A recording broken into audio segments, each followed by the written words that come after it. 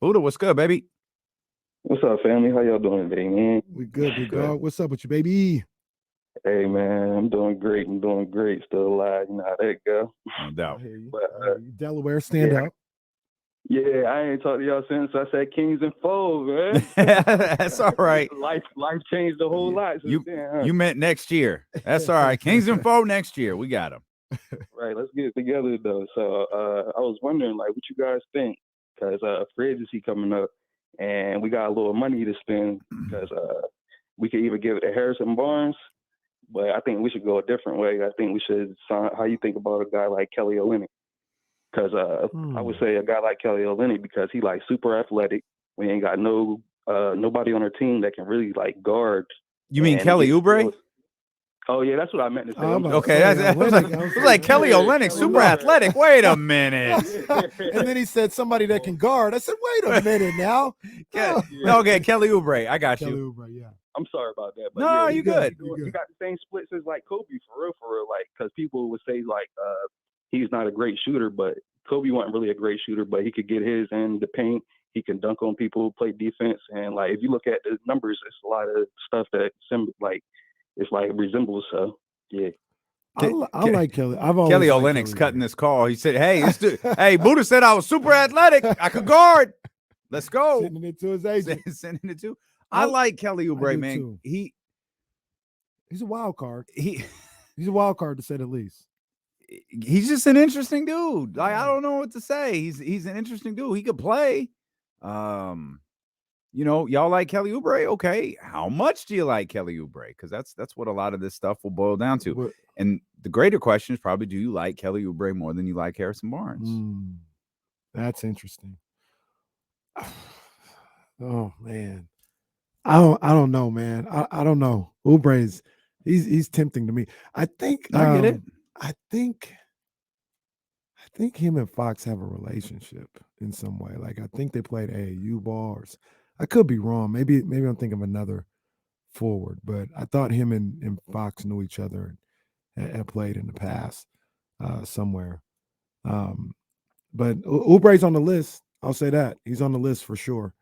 28 years old, or will be 28 years old. Had a big scoring output, but he was in Charlotte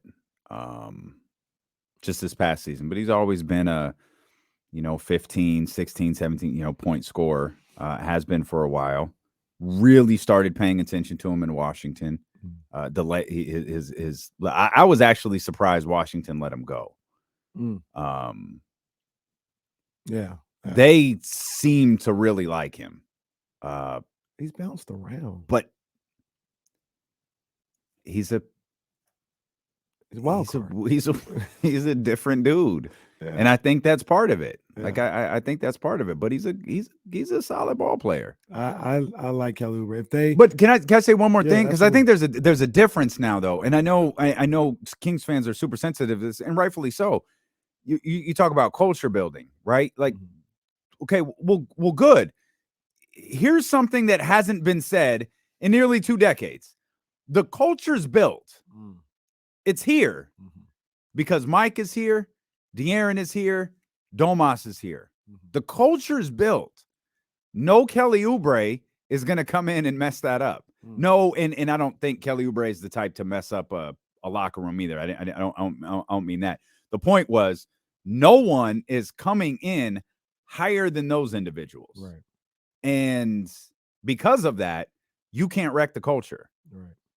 And it really feels like if you come in and you are even looking like you're going to wreck the culture, they'll move on from you real quick. And I again, I know this is new for everybody, but I think De'Aaron, I take that back because I don't think it's De'Aaron's style. I think Malik can pull someone aside in training camp next year and go, "Hey, Brody, that's not how we do things here." And I know this all sounds weird because we're still talking about the Sacramento Kings, but the culture is established, and you have leaders in De'Aaron and Domas and all that, but you also have guys like Malik Monk who will absolutely hold you accountable.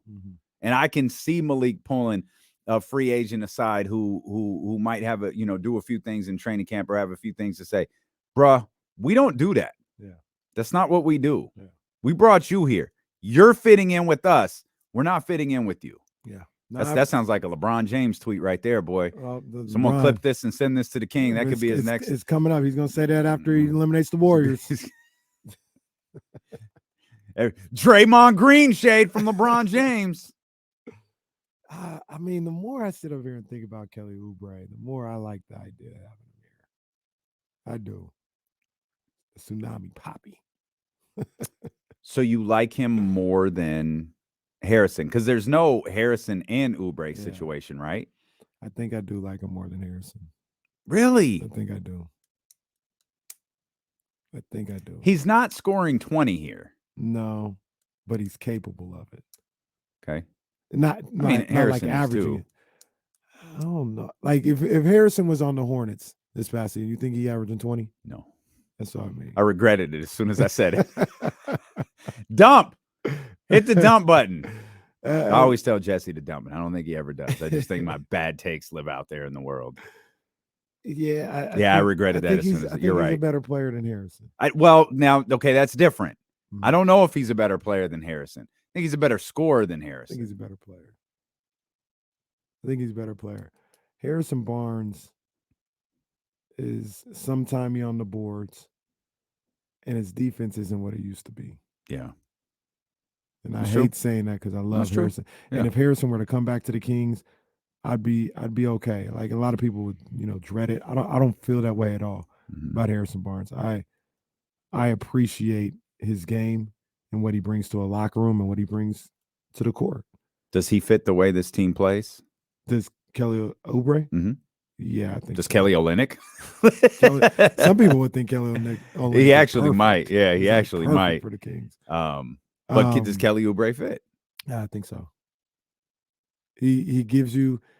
He's a better defender than what you had at that spot, but he doesn't take away the explosiveness on the offensive end. And to be honest with you, he probably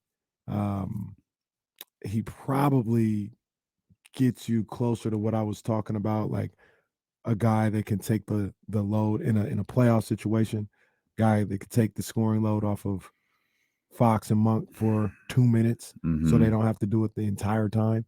And what I mean like creating, getting to the cup, getting to the foul line. I think he has a little bit more of that in him. Question, Mr. Caraway. Let me work through this one. What's the difference? Obviously, position.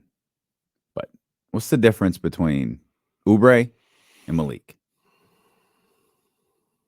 Because you talk about like scoring, like that's I think you just described particularly offensively Malik. That's what you asked Malik to. It's what we saw Malik do multiple times in the playoff series that just ended. Does Malik? The question might be Oubre with this team. Does Malik and Oubre work together? I feel like they do. I feel like they do. I feel like you can make it work. I feel like that's a lot of energy. That's a lot of energy on the court, maybe at the same time. Yeah. But I think they can make it work. It's also like it's dangerous in both ways, right? Like because you get two guys that, are up and down or whatever. But if you get both of those guys rolling, like they feel like they could beat anybody in the world. And in also to be clear, we see Malik play with the first unit a lot, and obviously no greater example than the series that just ended. But Kelly Oubre starting in what we're talking about here, like Kelly Oubre is a starting three. He's a starting three. I just found this from January 15th, 2021. De'Aaron Fox on Kelly Oubre, quote, Kelly was blanking 1 of 40 and he hit 4 threes against us. Doesn't mean anything. I don't know. Okay. I guess they're talking about he couldn't hit a shot in the game and he went off against the Kings. That tend to happen a lot for the Kings. All right. It's when he was on the Warriors. De'Aaron was upset. It says De'Aaron was upset with the Kings defense on Kelly Oubre. back in 2021. Those was tough times for Fox, having to deal with shooting guard he was playing with. I'll ask.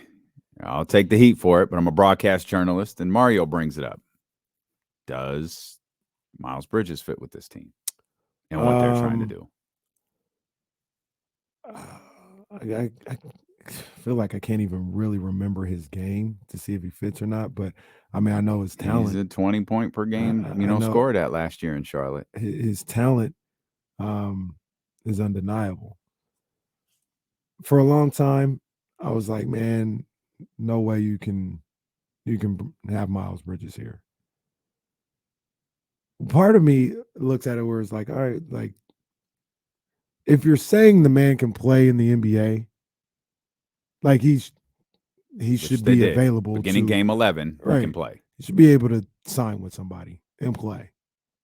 Like it can't be. There's a difference between saying, I don't really want to take a chance on him, and no, he shouldn't get no type of chance, in my opinion. Mm-hmm. Like if the league is saying, all right, he served his suspension, he's got another 10 to start the season, and he can play, then he's a free agent, and you look at him as a free agent. Now, if you look at him and you do your research and you talk to him and all this other stuff, and you say, you know what, I just don't think I'm in a position to give him a second chance here. Mm-hmm. I completely understand that. Mm-hmm. But I do think conversations should be had about Miles Bridges. Conversation should be had. If I was the GM, once again, I don't have all the information. I'm not able to talk to him and all this other stuff. I'm on the outside looking in. I think you can get equal or better production going in a different direction. I wouldn't go that route, but I'm not able to talk to him either. Miles Bridges was a day away from signing a max contract extension. Yep. Okay. Yep. I mean, he's 23 years old. 24? Man. 23, 24? He's super young. He's super young. And that's what I mean right here. Like, you gotta be able to talk to him. You got to be able to talk to him and just kind of get a feel for. And I don't know what because he's still a restricted free agent, right? I think that's how it goes. I can't remember. Yeah.